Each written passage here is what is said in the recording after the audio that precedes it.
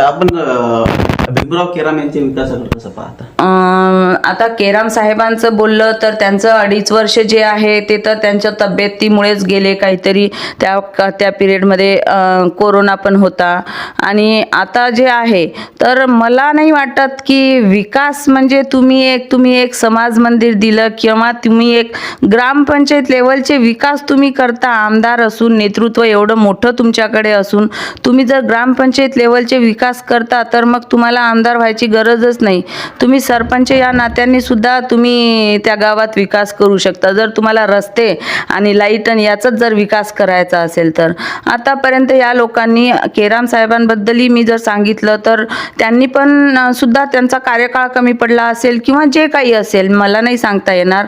पण त्यांनी पण एखादा कारखाना आणायला हवं होतं इथे. असं आहे की मला जनतेने पुन्हा एकदा जर संधी दिली तर हे सगळं आम्ही करू. नाही